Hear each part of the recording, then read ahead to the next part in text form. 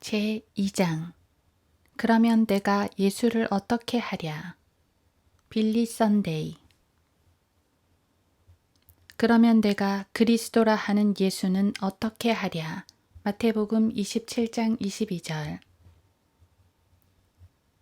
베들레헴의 초라한 마국간 위로 별 하나가 멈춰 섰고 달빛이 비추는 유다의 언덕 위로 천사들이 예수 그리스도의 지상 삶의 시작을 열었습니다. 그분은 인간이 자신이 흘린 피를 믿음으로 구원받는다는 것을 우리에게 가르치기 위해 오셨습니다. 그분이 어떤 말이나 행동을 하든지 자신을 메시아라고 하는 주장을 유대인들은 인정하지 않았습니다. 마침내 그들의 적대감은 최절정에 달했고 인간의 잔인함이 가할 수 있는 가장 큰 비극을 초래했습니다.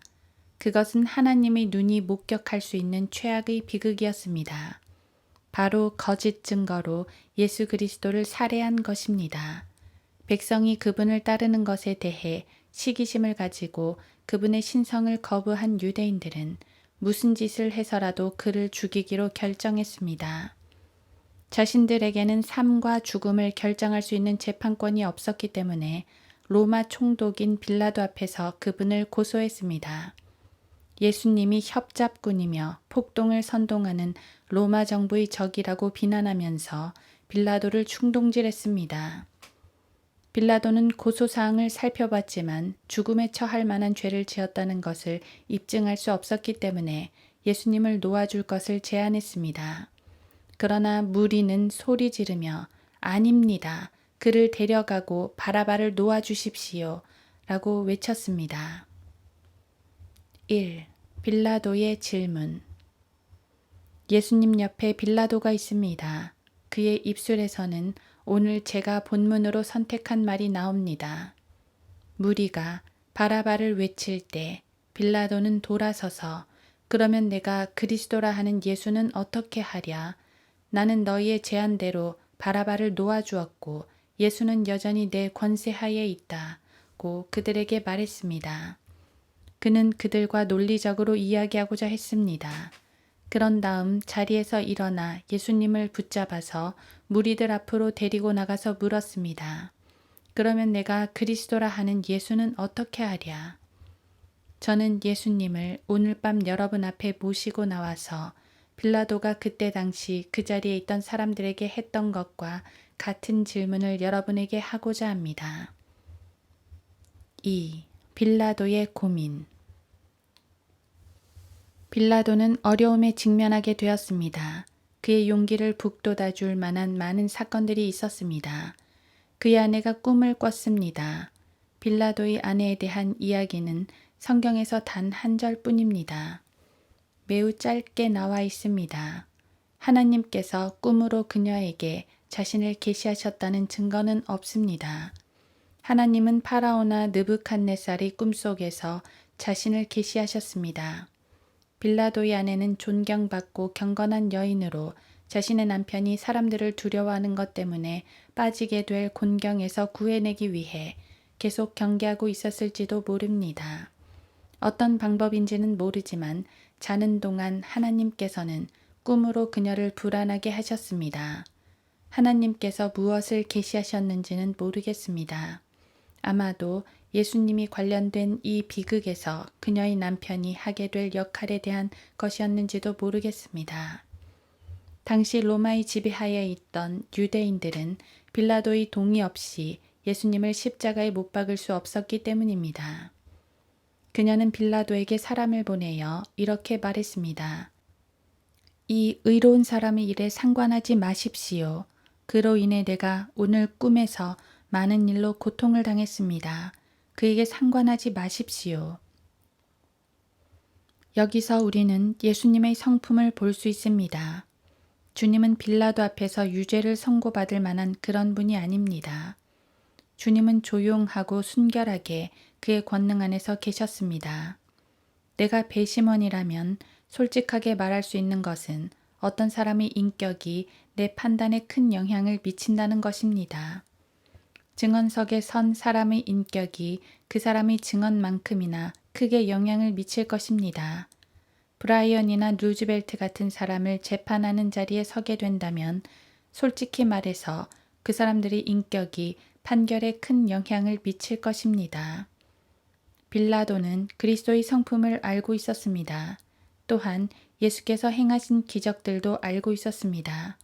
그리스도께서 기적을 행하시는 것을 빌라도가 목격했었는지는 모르겠습니다. 예수님의 능력으로 치유된 사람들을 빌라도가 본 적이 있었는지도 모르겠습니다. 하지만 그는 기적들에 대해 알고 있었을 것입니다. 눈을 뜨게 되거나 불구를 치유받거나 어떤 형태로든지 예수 그리스도의 은혜를 입은 사람은 그 나라 전역에 있었기 때문입니다. 몇몇 특정한 일들로 인해 빌라도는 예수님께 호의적인 태도를 가질 수는 있었지만 또 다른 이유들로 인해 그는 용기를 낼 수 없었습니다. 하나님께서는 여러분이 그리스도인이 되게 하기 위해 애쓰시는 반면 마귀는 여러분이 예수님으로부터 멀어지도록 하는데 영향력을 행사하고 있습니다. 3. 빌라도의 기회주의적인 태도. 빌라도는 다음과 같은 것들을 숙고했습니다. 첫 번째로 예수께서 뭐라고 말씀하실까 하는 것이었습니다. 그 당시 유대인들은 로마의 통치하에 있었고 극심한 세금 징수로 고통당하고 있었습니다. 그리고 빌라도는 바로 이런 가혹함에 대한 삼중적인 근원이었습니다. 빌라도가 너무도 혹독하게 사람들을 다루었기 때문에 몇몇 영향력 있는 유대인들은 로마의 시저에게 가서 빌라도를 소환하고 좀 더 온유하고 인정 있는 사람이 예루살렘을 다스리도록 해달라고 했습니다. 그러는 가운데 유대인들이 예수님을 필요로 하지 않는다는 것을 빌라도는 알고 있었습니다. 자신이 예수님 편을 든다면 유대인들의 적대감과 증오심만을 고조시킬 뿐이며 그들이 시저에게 더 강력한 영향력을 행사하게 될 것임을 알고 있었습니다. 빌라도는 생각해 보았습니다. 예루살렘에 있는 유대인들에게 예수가 필요 없다. 유대인들은 그가 협잡꾼이라고 말한다. 그가 협잡꾼이 아니라고 내가 말하는 것을 듣게 되면 그들은 나를 더 싫어하게 될 것이다. 그러나 내가 예수를 비난하면 그들은 내게 우호적이 될 것이고 나를 적대시하지 않을 것이며 나는 내 자리를 지킬 수 있을 것이다. 빌라도는 유대인들의 우호적인 태도를 얻어내어 자신의 자리를 지키기 위해 이 무법자들이 예수 그리스도를 십자가에 못 박도록 기꺼이 허락했습니다. 오늘날 이 나라에는 사소한 이유 때문에 이와 같은 일을 기꺼이 하는 사람들이 많이 있습니다. 빌라도는 스스로에게 질문했습니다. 유대인들은 어떻게 말할 것인가? 빌라도는 유대인들의 소요에 굴복하지 말았어야 했습니다. 그리고 기꺼이 자신의 직위와 생명을 희생시켜서라도 무죄하신 예수 그리스도를 정죄하지 말았어야 했습니다. 빌라도는 유대 성직자들이 시저에게 영향력을 행사해서 자기의 자리에서 쫓겨날까봐 두려워할 만큼 자기의 자리에 연연했습니다. 빌라도는 현 상태를 유지하고 싶어 했고 다른 사람의 말에 귀를 잘 기울이는 감정적인 아첨꾼에다 옹색한 허풍선이에다 교활하고 돈을 좋아하는 부패한 정치인이었고 어리석은 자였습니다. 그는 로마 정치 체제의 직접적인 산물이었습니다. 그는 직업적인 정치인의 표상이었습니다.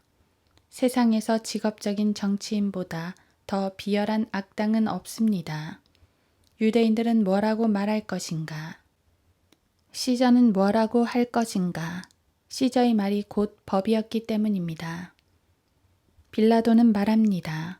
내가 예수를 놓아줌으로써 예수의 주장이 옳다는 것을 인정한 것을 로마에 있는 시저가 알게 되면 그는 이런 사실을 참지 못하고 내 목을 자를 것이다.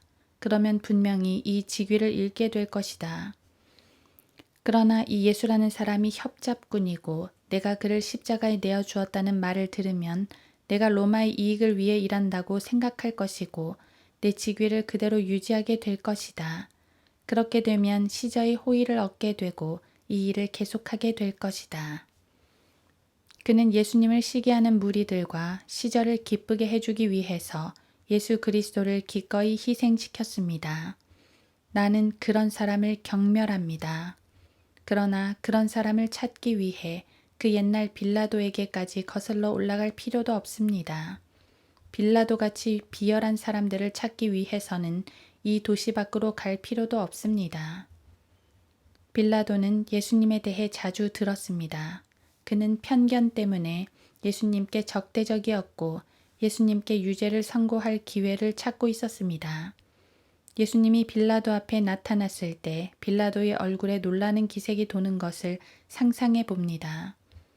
빌라도는 예수님께로 돌아서서 말합니다.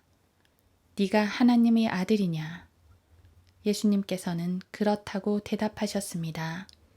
예수님은 성령으로 잉태되어 처녀에게서 나신 하나님의 아들이시거나 아니면 합법적인 결혼을 통해 태어나지 않은 사생아였거나 둘 중 하나였습니다.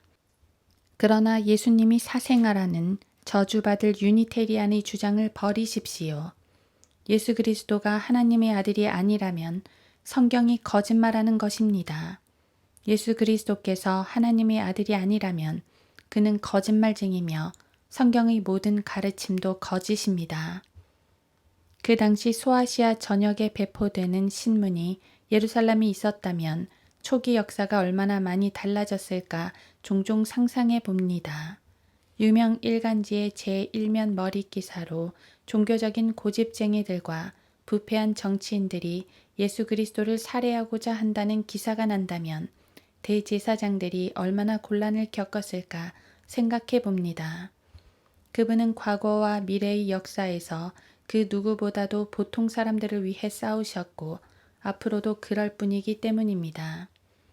빌라도는 대야에 물을 떠오게 해서 무리들 앞을 지나쳐서 자신의 손을 씻으며 말했습니다. 나는 그의 피에 대해 깨끗하다. 나는 그에게서 아무런 죄도 발견하지 못했노라. 그러나 손뿐만 아니라 그의 시커먼 심장을 씻었더라면 그는 깨끗한 사람이 되었을 것입니다. 지옥에서 온 편지라는 희한한 제목이 붙은 책이 있습니다. 조지 맥도날드가 서문을 썼습니다. 그 책에서 빌라도는 버림받은 세상에서 흐르는 물에 몸을 구부리고 있는 모습으로 나타납니다. 빌라도는 손을 물속에 담그고 몸을 굽히고 있는 모습으로 나옵니다. 누군가가 그의 어깨를 만지며 말합니다. 언제 그 손들이 완전히 깨끗하게 되겠느냐. 그리고 버림받은 세상을 가로질러 고통스런 한 외침소리가 들립니다. 더러운 손을 가진 자들아, 너희의 손이 언제 깨끗하게 되겠느냐. 가련한 빌라도여, 예수 그리스도의 피가 1900년 동안 지옥에서 너에게 있구나. 그리고 그 피는 끝이 없는 영원 속에서 영원히 너에게 있을 것이다. 너의 손은 영원히 주님의 피로 얼룩져 있을 것이다. 예루살렘에서 예수님을 고소하던 사람들 앞에 섰던 너에게 기회가 있었지만 너는 예수 그리스도와 진리의 편에 서지 않고 오히려 그분을 십자가에 못 지라도록 그들에게 넘겨주었도다. 마지막 심판의 날에 하나님께서는 너희 손에서 주님의 피를 찾으시리라. 그리스도라 하는 예수는 내가 어떻게 하랴. 그는 자신의 양심의 외침을 실행할 만한 용기가 없었습니다. 그는 예수님이 옳다는 것을 확신하고 있었습니다. 오, 만약 빌라도가 채찍에 맞을 것을 각오하고 이 사람은 정직하다. 너희는 나를 데려다가 십자가에 못 박으라. 그러나 그의 머리털 하나라도 손대지 말라고 했더라면 그는 아리마대 요셉과 니코데모와 함께 나란히 설 수 있었을 것입니다. 우리는 그의 이름을 따서 우리 자녀들의 이름을 지었을 것입니다. 그러나 오늘 밤 우리는 그의 이름을 치욕스럽고 불명예스러운 것으로 언급하고 있습니다. 그에게는 기회가 있었습니다. 그러나 그는 비참하고 겁 많은 겁쟁이였습니다. 4.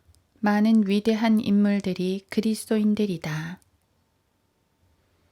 윌리엄 제닝스 브라이언이 바보라서 예수 그리스도를 하나님의 아들로 믿었습니까? 미국의 대통령이었던 윌리엄 맥킨리가 바보라서 하나님을 믿었습니까? 버팔로에서 암살자의 총에 맞아 쓰러졌을 때 그는 애정어린 겸손한 태도로 그 암살자가 용서받기를 기도했습니다.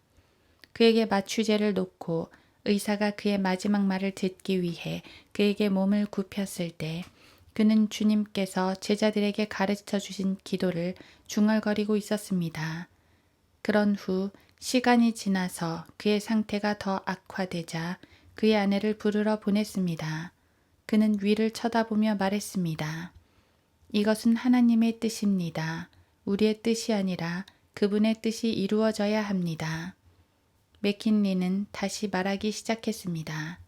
나의 하나님, 주님께 더 가까이, 주님께 더 가까이. 그리고 그는 숨을 거두었습니다. 버팔로 길을 따라 장례 행렬이 지나갈 때 연주가 울려 퍼졌습니다. 주 예수 앞으로 더 가까이. 버팔로에서 워싱턴까지 철돌길을 따라 사람들이 열을 지어 서 있었습니다. 그들은 모자를 벗고 고개를 숙이고 있었고 뺨에는 눈물 자국이 나 있었습니다. 그리고 이렇게 노래했습니다. 주 예수 앞으로 더 가까이. 하늘에 굉음이 울리고 구원받지 않은 사람들이 마지막 심판을 받기 위해 무덤에서 나올 때 여러분은 어떻게 할 것입니까? 하나님께 받아들여지는 것은 예수 그리스도에 대한 여러분의 태도에 달려 있습니다. 구원받지 못했다면 어떻게 하실 것입니까? 지금 여러분은 마음속으로 저를 비웃고 있을지도 모르겠습니다. 저를 저주하고 내가 교양 없는 사람이라고 말할 수도 있습니다. 그러나 여러분, 이것을 명심하십시오. 하나님께서 우리를 받아들이시고 안 받아들이시는 것은 예수 그리스도에 대한 여러분의 태도에 달려 있습니다. 세상에서 가장 악한 죄인이라도 예수 그리스도를 받아들인다면 하나님께서는 그 사람을 받아들이실 것입니다.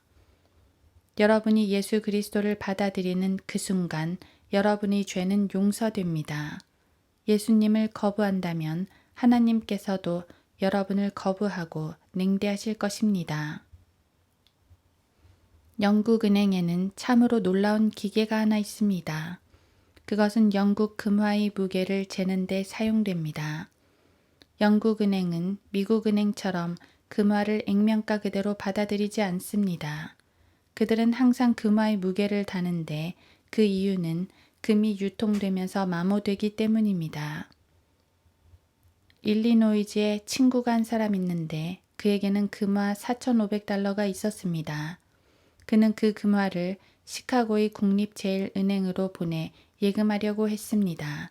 금의 무게를 달았는데 1,500달러어치 무게가 부족했습니다.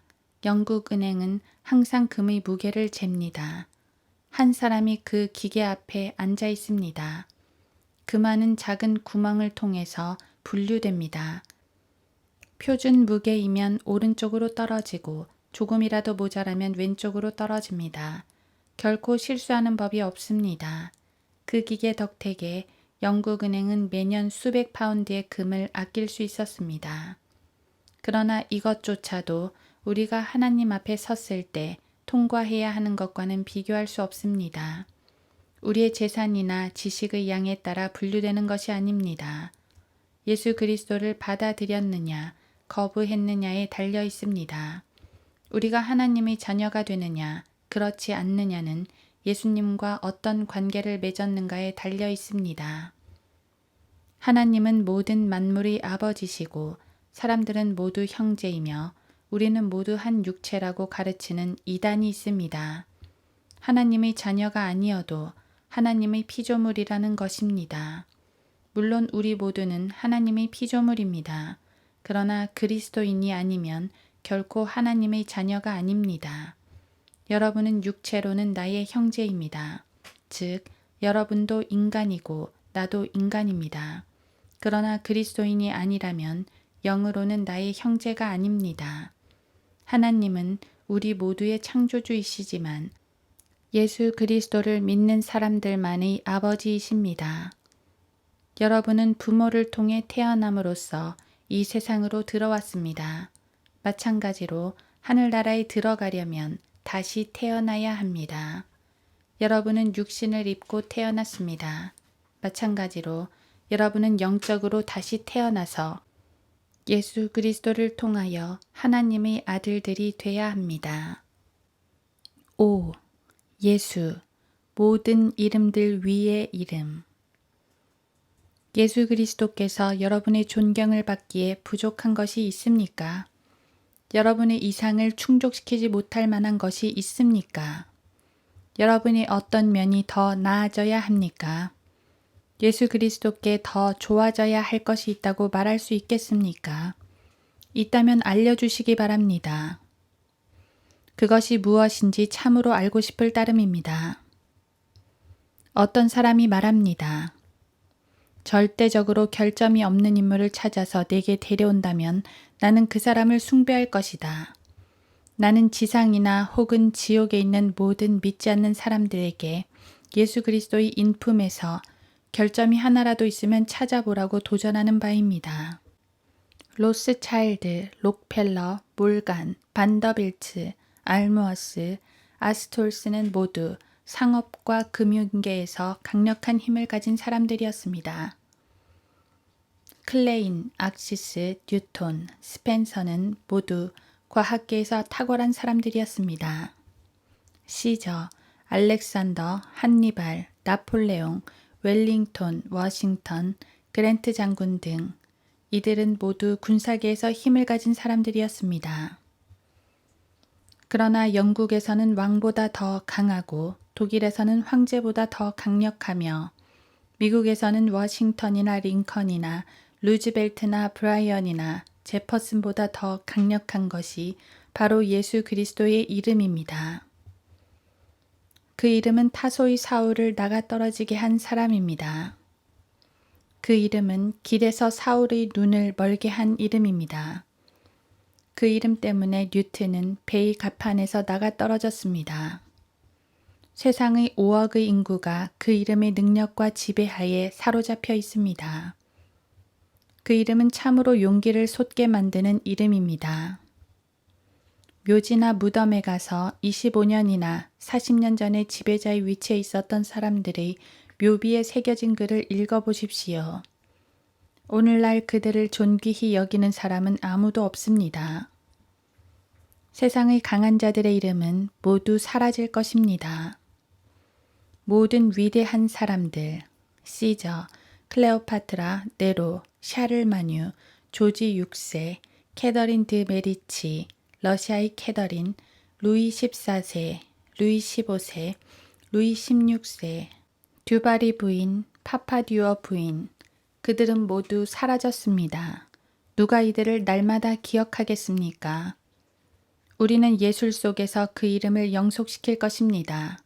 다른 라파엘들이 나올 것이고 또 다른 미켈란젤로들이 나올 것이며 또 다른 다빈치들이 나올 것이며 다른 루벤스들이 나올 것이며 다른 밀레들, 빌라도 앞의 그리스도를 그리는 다른 문학시가 나올 것입니다. 우리는 예술과 문학과 노래 속에서 예수님의 이름을 영속시킬 것입니다. 다른 쿠퍼들이 나와서 이런 글을 쓰게 될 것입니다. 하나님께서는 신비스러운 방법들로 그분의 이적들을 행하시기 위해 움직이신다. 그분은 바다에 자신의 발자국을 남기시고 폭풍을 타신다. 다른 탑 레이디들이 나와서 만세반석을 쓸 것입니다. 다른 블리스들이 나와서 이 세상의 빛 예수를 쓰게 될 것입니다. 다른 파니 크로스비가 나와서 예수 나를 위하여 십자가를 질 때를 부를 것이며 다른 뉴턴들이 나와서 나 같은 죄인 살리신 주 은혜 놀라와 등을 쓸 것입니다. 다른 찰스 웨슬리들이 나와서 주 보혈로 날 구해준 그 사랑 깊고 크셔라를 쓸 것입니다. 여러분이 원한다면 어떤 사람을 상처내고 불에 태우고 십자가형에 처할 수도 있습니다. 그러나 그렇게 해서 죽은 그 사람이 불멸의 진리를 대변한다면 그 호는 관에서 나와서 시간의 호를 지나 당당하게 전해 내려올 것입니다. 순수하고 거룩한 사람들이 그분에게 품었던 사랑을 보십시오. 그들과 함께 하늘에 계신 그분이 어떠한 사랑의 대상인가를 보십시오. 그분이 이 세상에 오실 준비를 하셨을 때 그분을 보십시오. 천사들이 내려와서 목동들에게 노래했습니다. 이는 오늘 다윗의 고을에서 너희에게 구주가 나셨으니 그분은 주이신 그리스도시라. 누가복음 2장 11절. 요한이 그분에게 침례를 줄 때에 그분을 보십시오. 그때 하나님 아버지께서는 하시던 일을 잠시 멈추시고 하늘의 전장터 너머로 보시면서 말씀하셨습니다. 이는 내 사랑하는 아들이요 그 안에서 내가 기뻐하노라. 마태복음 3장 17절. 우주 비행사인 헤르쉘은 그리스도인이었습니다. 조나단 에드워드, 블랙스톤, 워싱턴, 링컨, 리 장군, 빅토리아 여왕, 그랜트 등 이 세상의 순례의 길에서 그 누구 못지않게 존경받았던 사람들이 그리스도인들이었습니다. 그랜트가 예루살렘에 도착하자 사람들이 그를 위해 큰 연회를 베풀겠다고 제안했을 때 그는 말했습니다. 아닙니다. 나의 구세주께서 피를 흘리시고 죽으신 이 도시에서는 할 수 없습니다. 나를 그냥 혼자 내버려 두십시오. 차라리 나는 울고 싶습니다. 순수하고 거룩한 사람들이 그분을 향해 가졌던 사랑을 보십시오. 그러면 내가 그리스도라 하는 예수는 어떻게 하랴? 6. 그분은 오늘도 살아계십니다. 나는 아리마대의 무덤에서 잠들어 계신 그리스도를 숭배하지 않습니다. 살아계셔서 통치하시며 하나님의 오른편에 앉아 계시며 산자와 죽은 자를 심판하러 오실 그분을 섬기고 있습니다. 그렇다면 그리스도라 하는 예수는 내가 어떻게 하랴? 그분이 여러분을 위해 행하신 그 희생 때문에 여러분은 이 질문에 대답해야 합니다. 셰익스피어가 이 천막에 온다면 우리는 모두 일어서서 머리를 숙이고 인사를 할 것입니다. 그러나 예수 그리스도께서 이 통로를 지나가신다면 그분이 당당한 위엄으로 나아가실 때 우리는 모두 무릎을 꿇고 우리의 머리를 겸손히 낮추고 경배할 것입니다. 내가 어떻게 하랴? 스페인과 미국 전쟁 중 한 전투에서 어떤 병사가 고지에서 부상을 입었습니다. 동료들은 그가 죽었다고 생각했습니다. 그러나 그때 그가 피 묻은 손수건을 흔드는 것이 보였습니다. 아리조나 출신의 카우보이인 그의 친구 중 한 사람이 대령에게 말했습니다. 대령님, 제가 가서 그를 구해야겠습니다. 잭, 자네는 저기서 살아 돌아올 수 없네. 몸이 산산조각이 날 걸세. 내 생각에 그는 죽은 것 같네. 그러나 부상당한 그 군인이 피 묻은 손수건을 흔드는 것이 다시 보였습니다. 그 카우보이는 말했습니다. 보십시오. 그는 죽지 않았습니다. 제가 가서 그를 구하겠습니다. 그는 자신의 총을 던지고 총탄에서 자신을 보호하기라도 하듯이 팔로 얼굴을 가리고 그 지역을 향해 돌진했습니다. 그러나 3마일 밖에서 32인치의 단단한 나무를 산산조각 내버릴 수 있는 강철 총탄을 어떻게 살과 뼈만으로 막아낼 수 있었겠습니까? 그는 뛰어가서 자신의 동료를 언덕 너머로 끌어왔습니다. 그때 스페인 저격수가 쏜 총탄이 그의 심장 바로 위를 명중시켰습니다. 그는 종이로 만든 사람처럼 쓰러졌습니다. 그는 자신의 동료를 내려놓았고 진홍색 피가 그의 코와 눈과 입에서 뿜어져 나왔습니다. 그는 말했습니다. 이봐, 탐, 나 심하게 맞은 것 같아. 나는 이제 다 틀렸어. 자네는 살아나가길 바라네. 그리고 그는 비틀거리면서 쓰러져 죽었습니다. 부상당한 그 동료가 아군에게 기어와서 그 이야기를 해주었습니다. 아, 예수께서 이곳으로 내려오신다면 저는 그냥 여기에 서 있지는 않겠습니다. 나는 강단에서 일어나 그분을 만나기 위해 가겠습니다. 그분은 저와 제 아내와 아이들을 구원하셨습니다. 나는 그분이 저에게 가라고 명령하신 곳으로 가겠고 그분이 원하시는 곳으로 가겠습니다. 그분이 우리를 위해 희생하셨기 때문에 우리는 그분을 위해 그렇게 해야 합니다. 오, 예수님은 여러분이 왕이 되기를 기다리고 계십니다. 여러분의 답변은 무엇입니까? 그분께 왕관을 드릴 준비가 되었습니까? 아니면 예수 그리스도의 십자가를 악의 세력들에게 던져버리겠습니까? 여러분의 답변은 무엇입니까? 제가 여러분을 볼 수 있도록 일어나십시오. 자, 누구라도 좋습니다. 여러분이 어디 출신인지, 여러분이 어떤 사람인지 비난하지 않습니다. 자, 나오십시오. 앉아있지 마십시오. 나오십시오. 예수 그리스도의 십자가가 사람들 위에 물결치고 있습니다. 나오십시오. 그리고 여러분의 손을 주 예수 그리스도께 드리고 주님과 함께 서도록 하십시오. 빌리 썬데이는 1862년 11월 19일 아이오와주의 에임즈 근처의 2칸짜리 통나무집에서 태어났다. 그의 아버지는 그때 연방 정부군 소속이었고 거기서 폐렴으로 사망했다. 그래서 빌리는 자신의 아버지를 알지 못한 채 성장했다. 이 복음 전도자는 1935년 11월 6일 72세로 세상을 떠났다. 그의 장례식은 H.A. 아이언사이드 목사의 설교로 시카고 무디 교회에서 치러졌다. 썬데이는 39년 동안 300회의 부흥 집회를 가졌다. 대중 설교 체제가 갖추어지기 전 약 1억 명이 커다란 천막에서 그의 설교를 들은 것으로 추정된다.